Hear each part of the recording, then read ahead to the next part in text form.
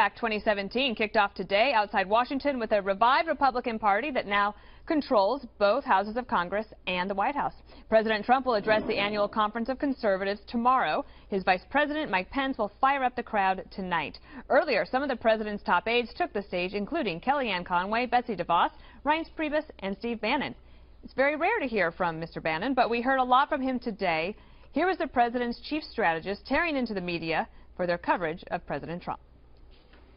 Look at, the opposition party and how they portrayed the campaign, how they portrayed the transition, and now they're portraying the administration. It's always wrong. If you remember, the campaign was the most chaotic, by the media's description, most chaotic, most disorganized, most unprofessional, had no idea what they were doing, and then you saw them all crying and weeping that night.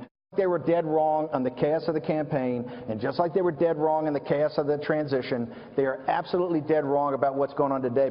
They're corporatist, globalist media that are adamantly opposed to an economic nationalist agenda like Donald Trump has. He's going to continue to press his agenda. And as economic conditions get better, as more jobs get better, they're going to continue to fight. If you think they're going to give you your country back without a fight, you are sadly mistaken.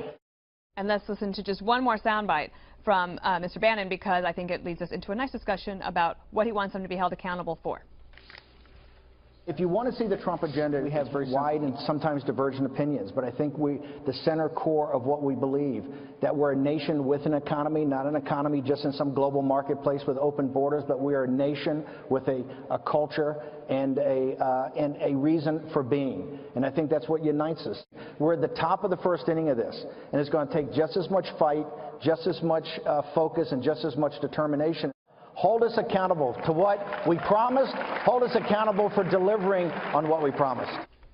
Greg, CPAC has often been the place in the last several years where Ron Paul, from a libertarian perspective, could rile up the crowd. And there are changes. You started to see them last year during the primary. And this year you have President Trump, who's there. Everyone seems to be all in. It's weird. I don't feel like you need CPAC this year. It's like having a birthday cake after Christmas. You know what I mean? Because remember how CPAC was always... You're always there to complain about what happened. Like the fact that it's Obama again. It's Obama, and like we lost again. We lost again. Now it's like you got divorced and you're remarried and everything's great. So you don't have to talk about Obama. What do you talk about now? I enjoyed them up there. It was like the political version with Reince and Bannon. It was like a political version of a buddy cop movie. It was like Reince was Billy Rosewood for Beverly Hills Cop, and Bannon was Axel Foley. Or maybe Reince was Danny Glover, and Bannon was Mel Gibson in Lethal Weapon. Either way, like one was a good cop, one was a bad cop. Like Reince was the guy that smooths things over, and Bannon tells you how it is. Yeah. I thought it was pretty interesting. Or Crockett and Tubbs. Crockett and Tubbs. That's where I was going. That's what I was thinking there. That was nice. Wait, which one's Crockett? I think Crockett was getting in a little bit of trouble, right? So we'll give him Bannon now. We'll let Tubbs be Reince Priebus. Couple of very, very interesting things came out of that. Number one, Bannon came straight out right in the very beginning and said, we will be grinding it through the agenda. So anyone who thought it wasn't going to be this way, look, you got a heads up. And then he said something important. He said, first of all, he clarified that Donald Trump is the one who's calling all the shots on this. They're putting together the strategy, but it's Donald Trump making the calls. But he said, you know what our strategy was going to be. You knew what our agenda was going to be. All you had to do is go to the rallies, to the speeches during the campaign, and all Donald Trump right now is doing is methodically grinding out the promises that he made on the campaign trail, and that's why you see so much mirror of what he was talking about happening now, and you've heard it 100 times. Well, he said he was going to do it, and he's doing it. There shouldn't be any surprise. And the second thing, he outlined, Bannon, 3 priorities, 3 pillars of the strategy going forward. The economic nationalism that he talked about right there, national sovereignty, and this one, deconstruction of an administrative state. And I think that is so, so important, because that's what Donald Trump wanted. Remember the outsider? Well, the insiders of the administrative state and what they are doing, methodically deconstructing the administrative state, and I think he was speaking to every one of his voters right there, and they liked it. And part of that, I think, is the rolling back of the regulations, and that the market is actually responding to that, Kimberly. So today, today and tomorrow, they have this platform where they get to go out and say, okay, we've been there a month.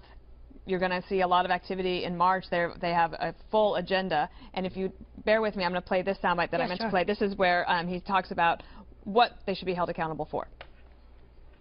If you want to see the Trump agenda, it's very simple. It was all in the speeches. He went around to these rallies, but those speeches had tremendous amount of content. All he's doing right now is he's laid out an agenda with those speeches, with the promises he made, and our job every day is just to execute on that, is to simply get a path to how those get executed. And he's maniacally focused on that. You've seen the executive orders, the Supreme Court, the way he's gone through the Supreme Court, and by the way, the other 102 judges that we're eventually going to pick. It's just a methodical, and that's what the mainstream media won't report. So that's what he's trying to say, is that the media has been focusing on some process and on some of the fights, but that behind the scenes, this is why I think the Democrats are making a mistake and not playing ball, that the policy is being rolled out and they're not at the table to discuss it. Yeah, and I thought that he was a very persuasive advocate in terms of the message of the president, very consistent with what they were campaigning on this whole time and what drove them into the Oval Office and swept past Hillary Clinton. I love the fact that he said hold us accountable, and the fact that he's saying, listen, you got to play sort of like you're in last place every day. Just because we won, do not get complacent. They are not going to let you take back your country. So to me, that was a call to arms, which is necessary to motivate, to say rise up to support the leadership that you put in, because now we're just getting started. This is where the hard work begins, and especially focusing on the fact that the president is going to be methodical in terms of going through and implementing all of the things that he promised during the campaign, which I think is incredibly important, because think about it, you have to have an eye towards re-election even already, and you have to honor the promises, the people who were so inspired and came out in record numbers to support him. And it sounds like he's very focused, like eyes on the prize, while the media is busy trying to demonize him and the whole cabinet. Juan, do the Democratic Party pay a lot of attention to CPAC? Not historically. I mean, historically, it's a gathering of people who are on the conservative side, and it's sort of a rally or a boot camp, especially for young people, and all the radio talk show hosts show up, so it's a little bit of a trade show. And so it's a celebration of people who are defining conservative. But, I mean, to me, one of the ironies of this is that conservatives used to stand for things like free trade, right? So conservatives used to be pro-immigration, remember, and for immigration reform, and against big government and big government spending. But you can't have that discussion at CPAC this year, off the books, because this is the Trump CPAC. I think somebody said it should be TPAC. It was Kellyanne Conway. Yeah, Kellyanne said, you know, this should be Trump PAC. That's all it is. TPAC. I have all of TPAC's work. It's amazing. Tupac. Yeah. Oh, sorry. I thought you were Ice-T. That's what, yeah, you're Ice Trump. But anyway, I think what you got here is a situation today of a celebration. So you get, not only do you get Bannon sitting next to Reince Priebus and pretending that everything is just kumbaya, when we know that it's not kumbaya inside there, but then you have the sense that he's going after the press. Bannon particularly picking up on what is now Opposition sort of party. just a worn theme of going after the press. I think they need to stand for something. And to me, what was interesting was you do not see them at CPAC embracing the alt-right, which is, I think, the biggest news to come out of this session, that people like, you know... Well, in fact, Dan Schneider,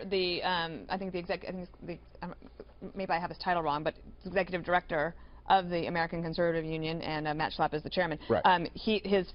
In his speech this morning, it was very clear that he wanted to set a marker that said the alt-right has no place here. That's the news to me. Well, they threw the guy out, right? Spencer, yeah, he got thrown out right away. Juan, can I just may I respond? Yeah, no. The conservatives are still pro-immigration, but legal immigration. Let's clarify that. And also, you say there's clearly no inside the White House, no kumbaya between these two guys.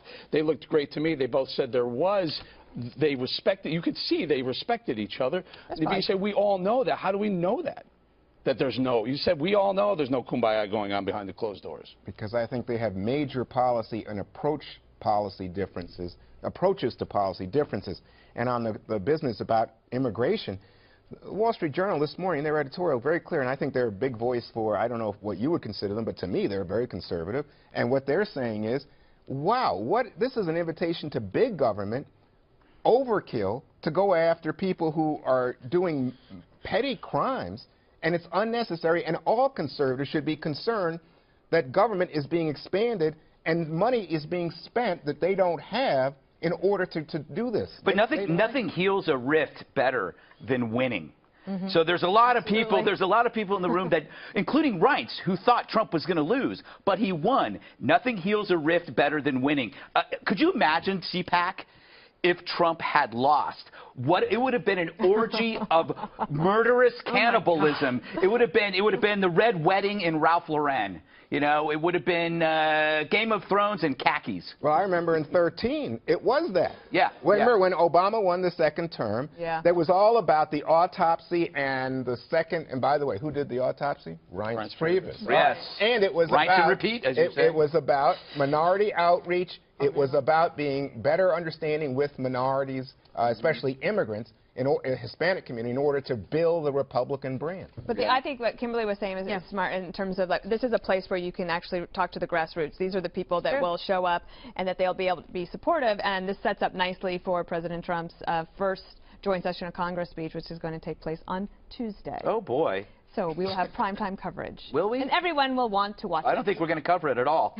I don't think so. Is this now the new Republican Party, though? I mean, that's the big question. And you're right. It's all the CPAC has always been a quasi-conservative / libertarian party, right? Well, I mean, it is interesting to me. I mean, this is where Ron Paul he was shown for years. Like this was his place. And ran. Well, he always won the straw poll, but it was because his followers were so hardcore and young. And I think that they're energized, right? So, like as you say, winning makes everyone look better. So has that faction of the Libertarian Party moved over to what Juan calls a new Trump type of Well, Reince actually said that. If you see his quote, it said it was Donald Trump that was able to bring this party and this movement together, and Steve and I know that, and we live it every day. Our job is to get the agenda of President Trump. It's not about the individual agendas of those two strategists and top advisors. It's about the president and the movement and making sure that they check the box. I read something today that I thought really captured it. It said, you know, it used to be that it was the Pat Buchanan populist wing that would get about a third of the vote. And they, you know, especially the young people, all the Paul supporters, they would show up at CPAC. But now, gee whiz, they run the whole dance. I mean, it's their party, baby. Well, I mean, and also, I think you go back to the idea that it is a big tent. So there's some things that conservatives from, like, the Reagan era will be like, I like that, and I can't really deal with that. But overall, I can be happy and supportive if you are somebody from that old school Victorian age.